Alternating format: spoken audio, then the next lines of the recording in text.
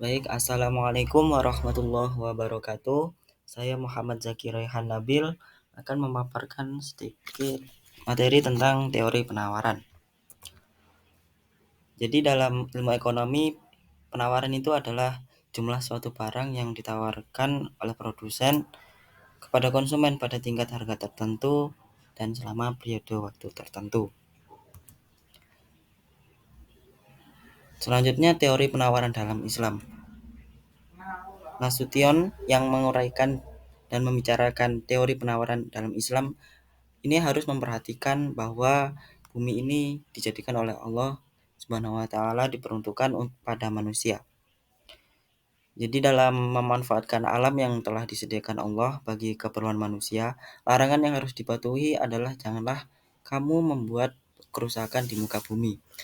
Larangan ini tersebar di banyak tempat di dalam Al-Qur'an dan betapa Allah sangat membenci mereka yang berbuat kerusakan di muka bumi. Jadi teori penawaran dalam Islam ini adalah teori yang menjelaskan hubungan antara harga dan jumlah barang yang ditawarkan oleh produsen. Teori ini didasarkan pada prinsip bahwa produsen akan menawarkan lebih banyak barang jika harga barang tersebut tinggi dan akan menawarkan lebih sedikit barang jika harga barang tersebut rendah. Selanjutnya, dasar atau ayat tentang penawaran diambil dari Quran Surah Al-Jasiyah ayat 13. Yang bunyinya a'udzu billahi minasyaitonir rajim wa sakhkhara lakum ma fis samawati wa ma fil ard jami'an minhu inna fil dzalika laayatan liqaumin yatafakkarun. Artinya dia telah menundukkan pula untukmu apa yang ada di langit dan apa yang ada di bumi, semuanya sebagai rahmat darinya. Sesungguhnya pada yang demikian itu benar-benar terdapat tanda-tanda kebesaran Allah bagi kaum yang berpikir. Selanjutnya, faktor-faktor yang mempengaruhi penawaran dalam Islam. Ini ada 5. Yang pertama ada harga barang. Harga barang merupakan faktor yang paling berpengaruh terhadap penawaran. Semakin tinggi harga barang, maka semakin banyak pula barang yang ditawarkan. Yang kedua, faktor biaya produksi. Biaya produksi ini merupakan faktor lain yang berpengaruh terhadap penawaran. Semakin tinggi biaya produksi, maka semakin sedikit barang yang ditawarkan. Selanjutnya ada faktor teknologi. Teknologi ini dapat meningkatkan efisiensi produksi, sehingga dapat meningkatkan penawaran. Selanjutnya ada faktor pajak. Pajak ini dapat mengurangi keuntungan produsen, sehingga dapat mengurangi penawaran. Faktor yang terakhir yakni subsidi. Subsidi dapat meningkatkan keuntungan produsen, sehingga dapat meningkatkan penawaran. Selanjutnya, faktor-faktor penawaran dalam Islam. Ini ada 2. Yang pertama ada maslahah. Pengaruh maslahah terhadap penawaran pada dasarnya akan tergantung pada tingkat keimanan dari produsen. Jika jumlah maslahah yang terkandung dalam barang yang diproduksi semakin meningkat, maka produsen muslim akan memperbanyak jumlah produksinya. Faktor yang kedua yakni keuntungan. Keuntungan merupakan bagian dari maslahah, karena ia dapat mengakumulasikan modal yang pada akhirnya dapat digunakan untuk berbagai aktivitas lainnya. Dengan kata lain, keuntungan akan menjadi tambahan modal guna memperoleh maslahah lebih besar lagi yang untuk bertujuan mencapai falah. Selanjutnya ada fungsi penawaran. Fungsi penawaran ini adalah persamaan yang menunjukkan hubungan harga barang di pasar dengan jumlah barang yang ditawarkan oleh produsen. Fungsi penawaran ini digunakan oleh produsen untuk menganalisis kemungkinan dari banyak barang yang akan diproduksi. Dalam fungsi penawaran, antara harga barang dan jumlah barang yang ditawarkan memiliki hubungan yang positif. Rumusnya yakni QS sama dengan A plus BPS, di mana A dan B adalah konstanta, di mana B harus bernilai positif. B sama dengan QS per PS. PS adalah harga barang per unit yang ditawarkan, sedangkan QS adalah banyaknya unit barang yang ditawarkan. Selanjutnya ada kurva penawaran. Kurva penawaran memiliki slope positif, yang artinya kurva penawaran bergerak dari kiri bawah ke kanan atas. Ini berarti antara harga barang X dan jumlah penawaran barang X mempunyai hubungan searah. Jadi jika harga barang X mengalami kenaikan, jumlah barang X yang ditawarkan akan bertambah. Juga sebaliknya, jika harga barang X mengalami penurunan, maka jumlah barang X yang ditawarkan akan berkurang. Hukum penawaran. Ini bunyinya semakin tinggi harga barang, maka semakin banyak barang yang ditawarkan. Begitupun sebaliknya. Hukum penawaran didasarkan pada asumsi bahwa produsen akan selalu berusaha untuk memaksimalkan keuntungannya. Jika harga barang naik, maka produsen akan mendapatkan keuntungan yang lebih besar jika mereka menawarkan lebih banyak barang. Begitupun sebaliknya.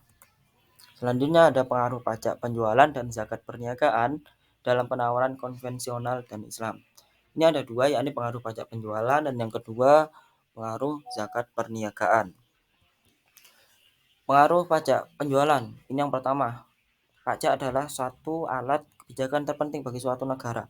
Pajak sebagai sumber pendapatan utama negara yang akan digunakan untuk membiayai berbagai pengeluaran negara. Pajak suatu barang dapat dikenakan kepada penjual saja, pembeli saja, atau kepada keduanya. Ini tergantung apa dan bagaimana kebijakan yang berlaku di negara tersebut. Keterangan yang pertama yakni pajak yang dikenakan pada pembeli. Pajak yang dikenakan pada pembeli ini dampak atas pajak yang dibebankan kepada pembeli akan mengakibatkan penurunan permintaan karena pembeli harus membayar pajak kepada pemerintah. Penawaran tidak berpengaruh karena berapapun harga yang terbentuk setelah adanya pajak dan insentif yang diterima penjual tetap, sehingga pajak tersebut menggeser kurva permintaan. Selanjutnya keterangan dari pajak yang dikenakan pada penjualan atau penjual. Ini adalah menurunnya penawaran karena pajak dipungut dari penjual yang membuat penjual suatu produk kurang menguntungkan untuk penjual pada semua tingkat harga, sehingga kurva penawarannya bergeser. Selanjutnya keterangan elastisitas dan pembagian beban pajak. Elastisitas penawaran ini adalah perbandingan antara seberapa besar perubahan jumlah barang yang ditawarkan sebagai akibat dari perubahan harga. Jadi terdapat 5 jenis tingkatan atau jenis tingkatan elastisitas penawaran. Yang pertama itu adalah si elastis sempurna. Ini berarti elastis yang tak terhingga. Yakni perusahaan dapat menyuplai berapapun kebutuhan pada satu tingkat harga tertentu.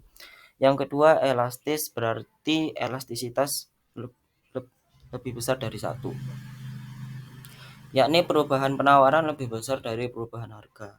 Yang selanjutnya elastis uniter, berarti elastisitas sama dengan satu, perubahan sama dengan perubahan harga. Yang selanjutnya tidak elastis, ini berarti elastisitas kurang dari satu, yakni perubahan penawaran lebih kecil dari perubahan harga. Yang terakhir adalah tidak elastis sempurna, berarti elastisitas sama dengan 0, yakni penawaran tidak dapat ditambah dan tingkat harga berapapun sehingga penawaran akan terlihat vertikal. Selanjutnya faktor yang mempengaruhi elastisitas sempurna. Yang pertama itu adalah waktu. Semakin lama waktu yang tersedia, maka semakin elastis penawaran.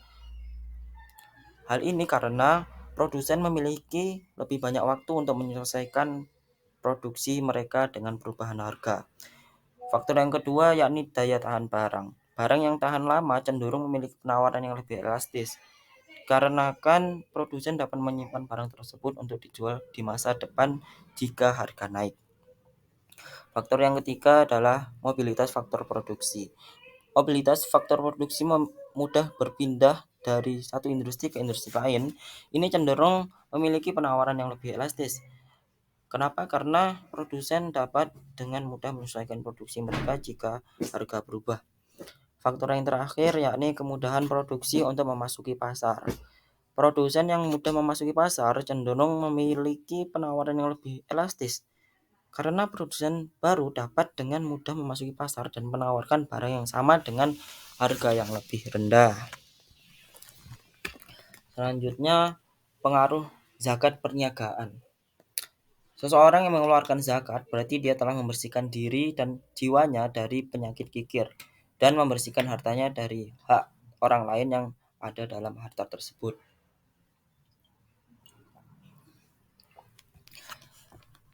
Keterangan dari zakat perniagaan. Zakat perniagaan ini adalah kewajiban yang harus dipenuhi oleh setiap muslim yang memiliki harta yang mencapai nisab dan haul. Zakat perniagaan adalah sebesar 2,5% dari nilai harta yang dimiliki oleh produsen.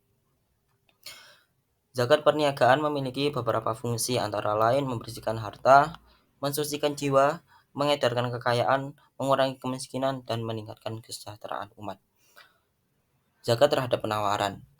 Pengaruh zakat terhadap penawaran ini dapat dilihat dari dua sisi. Yang pertama, pengaruh kewajiban membayar zakat terhadap perilaku penawaran, contohnya adalah zakat perniagaan.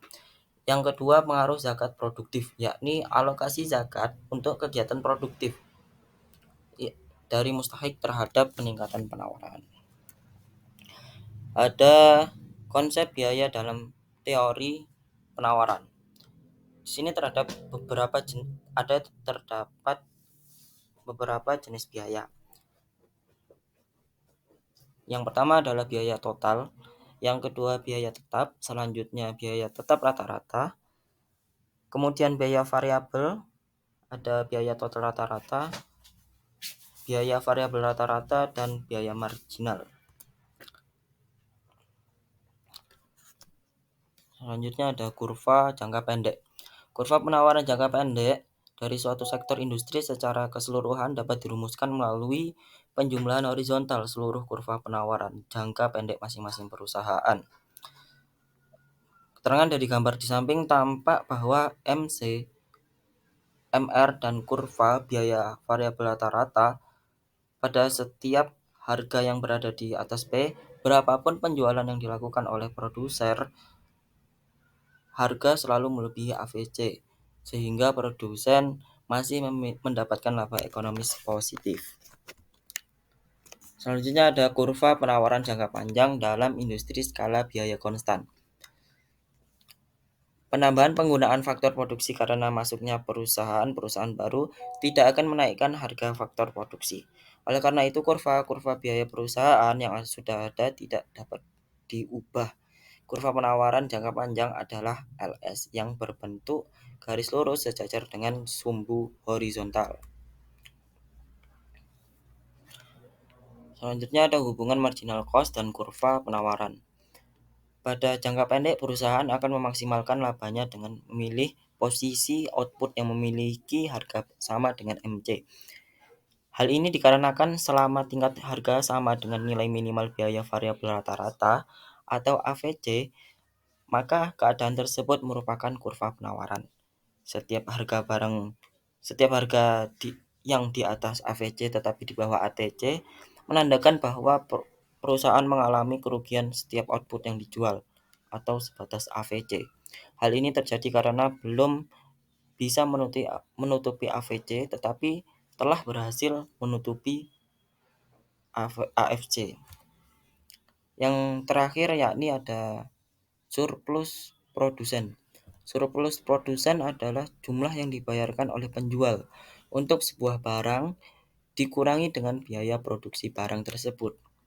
Berbeda dengan seorang pembeli yang selalu ingin menerima barang dengan harga yang lebih rendah, seorang penjual selalu ingin menerima harga yang lebih tinggi untuk setiap barang yang dijual. Jadi semakin tinggi harga yang diperoleh, maka semakin tinggi pula surplus produsen yang dimiliki oleh penjual.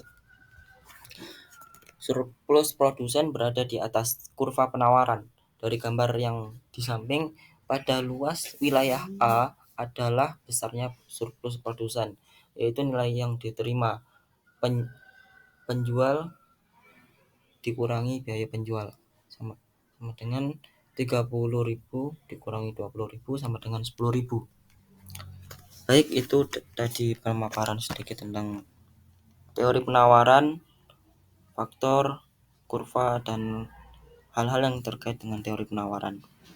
Terima kasih. Sekian dari saya. Wassalamualaikum warahmatullahi wabarakatuh.